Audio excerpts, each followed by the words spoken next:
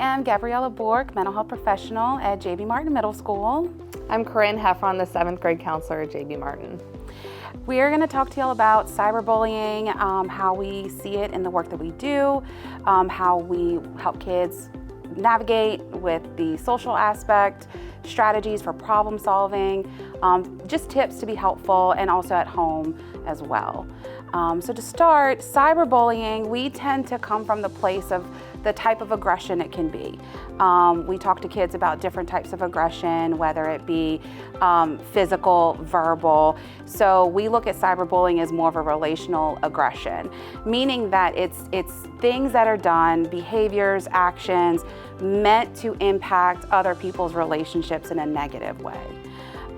So some examples could be, starting rumors online, sharing screenshots of chats to people that are not involved, including people in group chats that don't need to be involved. Some other examples include, the fake accounts online, starting, rumors that way.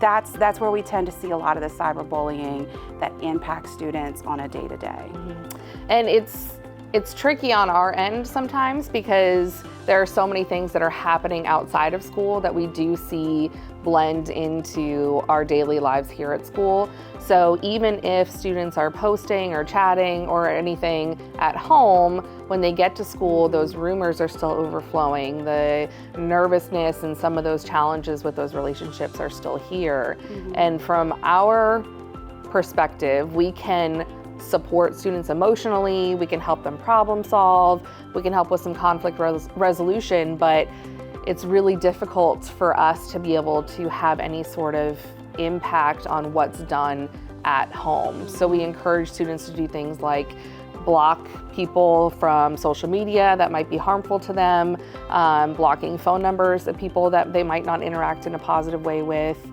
leaving group chats if somebody's adding them to those chats, reporting fake accounts that they might see, those big social media apps that are popular with our students are the Snapchat, Instagram, and TikTok especially.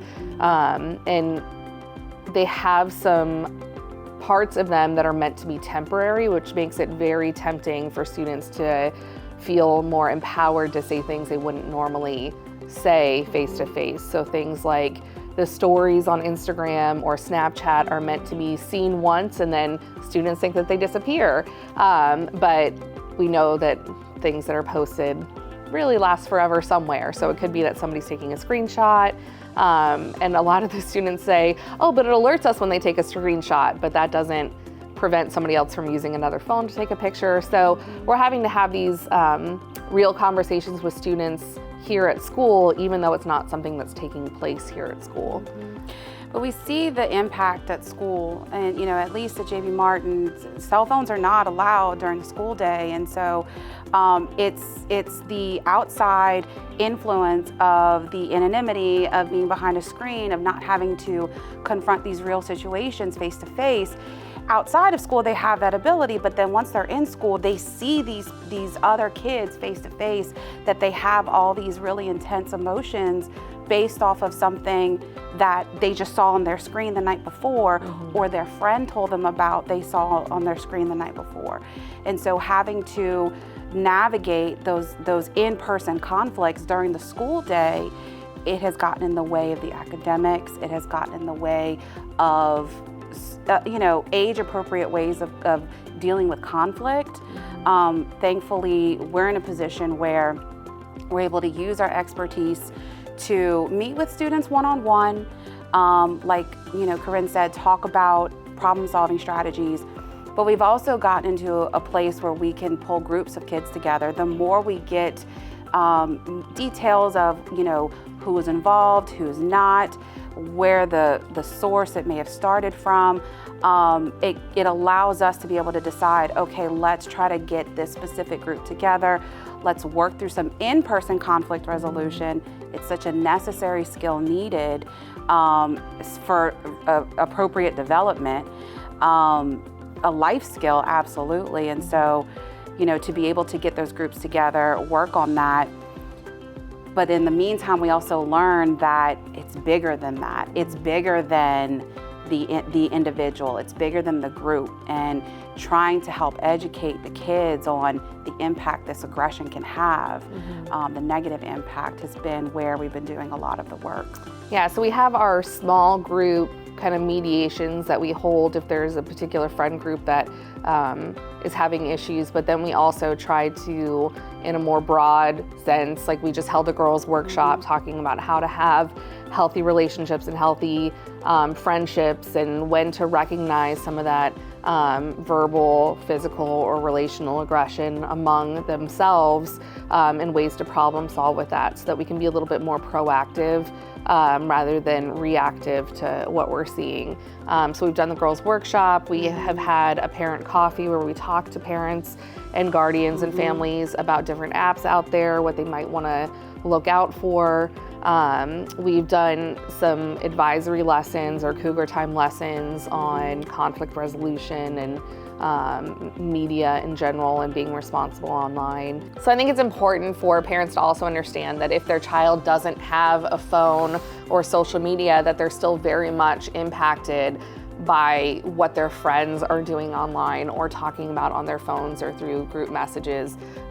They hear once they get to school, so-and-so was talking about you in this group chat, or so-and-so posted you on their story, or even if it wasn't directly to them or about them, they're still involved in these friend groups that are very much communicating and having conflicts online. So we've talked about in our girls group yesterday that even if the weight and the heaviness of the conflict is mostly on two people, that weight is still distributed amongst all of the people that are involved or surrounding that main conflict. Yeah, and the impact that holding on to that stress has on these kids.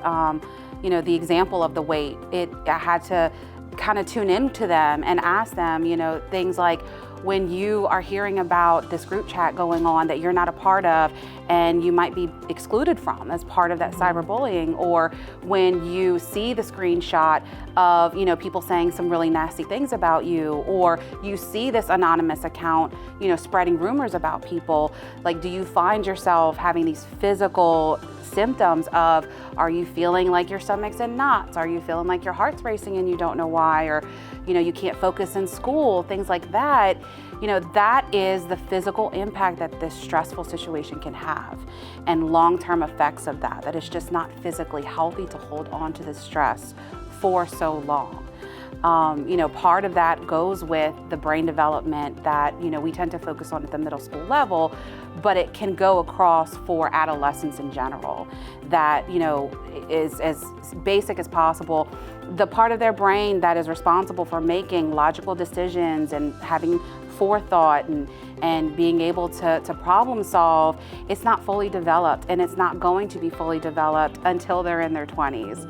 And I think sometimes, you know, adults forget that piece and, you know, look at a child that may physically look like almost a grown adult, but really they're still a child. And so, not to mention the part of the brain that is responsible for emotions and controlling their body, that's going to develop first. And so that tends to take the control of the child. All emotion, acting before thinking. And so if there's this stress and if there's all these things going on, that so much of it is out of their control with the social media, with texting, with, you know, the things that they're getting, the messages that they're getting through these online platforms, that their brains are just not ready for. They're just not ready for it. Well, and same with the responsibility of what they themselves are posting, not even just what they're taking in, which that alone is overwhelming for most kids, just that amount of information, amount of influence, but also the fact that their emotions are in control, and they have very little impulse control, and that anonymity that social media and technology allows, they are very quick to respond, very quick to go with that impulse of anger or retaliation, and then becoming the aggressor themselves. and the language they choose through the technology. It's different. Our brains just respond differently when we are forced to say those things to someone's face versus saying it or typing it into a screen. But we still have those same emotional reactions from reading it, from hearing it, from, even if it's seeing it and then talking to a friend about it, it's still taking out that face-to-face personal way of problem solving. And something we showed the girls yesterday, or through any of our girls' workshops, is talking about that lack of empathy that comes along with that device being between the two, that you don't immediately see the emotional response, that you say something and as far as you know, that person could be laughing it off or whatever, but it isn't until you see that face-to-face reaction that you have that empathy to see that emotional response and see how it impacts people. So if they're doing that through their screen, they aren't really able to see truly what their words do. And so some of the things that we shared with our students yesterday, but we encourage for adults of these kids at home, is that talking to your child about how social media or texting, technology, whatever the case may be impacting them. It's often that we hear from the kids that come to us when we ask, have you talked to your parents? Have you talked to your guardian? Have you talked to your adult at home? The response we get is, well, no, I don't want to burden them, or I don't want to bother them, or, I want to try to figure it out on my own. Completely developmentally appropriate. Well, and then I also encounter students that are afraid to talk to their parents because they're concerned that they'll be in trouble, which is understandable. Parents want to be protective and want to make sure their kids are being responsible online, but it's also important to keep that conversation open and allowing for students to come to you, or your child to come to you with, hey, I'm in this dilemma, here's what I'm facing online, without really that fear of being just met with consequences. Right. Or some sort of punishment that it ends up them losing the privilege of the cell phone in general. So that, and then, having the conversation, helping them problem solve also at home, and talking about what they can do, getting themselves out of those group texts, getting themselves out of those accounts, maybe taking a break from the social media. Parents at home, caregivers at home have more of an impact on that, while we at school are working on that face-to-face, conflict resolution. And I think also a big piece of that I know I'm guilty of, even as an adult, that it's important for us to model that separation of social media. So I know that I have a habit when I get off of work to just scroll on my phone for a little bit, but I know that my kids see that, and I know that I need to do a better job of putting my phone down so that they don't see mom's always on her phone, so that's a normal thing to do. So I think just modeling that separation between living in the moment and being with your family, so that you're showing your child that that's not the only thing that they should be doing. And for my kids' age, where they might look over my shoulder and see what I'm scrolling, it becomes a conversation of, what I do on my end to kind of curate my own social media experience to be positive for me. That if they are looking over my shoulder and I pass something that, for me, I am mindful that it's giving me a negative reaction, I will say out loud, oh, I don't like that, I'm gonna mute that, or I'm gonna choose not to see it again, or I'm gonna block that account, even if it's just on, scrolling, because I think it's important for them to see that this is not something we don't have any control over at all. They don't know the word algorithm yet, but kind of modeling what it looks like to make the algorithm work for me, to show me things that make me feel better, or that spark, that feed my hobbies, or things like that. And I do that also with the students. I was gonna say, you had that great idea last year, yes. That whenever because the social media and technology comes into almost every conversation we have with students.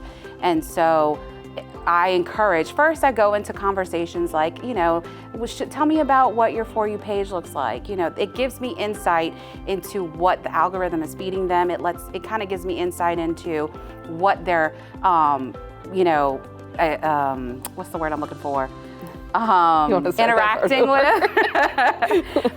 It gives me insight into what they're interacting with. It gives me insight into what messages they're receiving. It gives me a lot of insight into them. And then depending on how that goes, I usually encourage, you know, what are some things that interest you? What are some things you can search for? If I even encourage, you know, search for some mindfulness exercises, because that can feed into their algorithm to kind of do a positive feedback versus a negative feedback. Make the algorithm work for you. Yes. Thank you so much for joining us. We hope you learned a little something today that relates to you and your life and your family. And we encourage you to share it with your friends and family as well.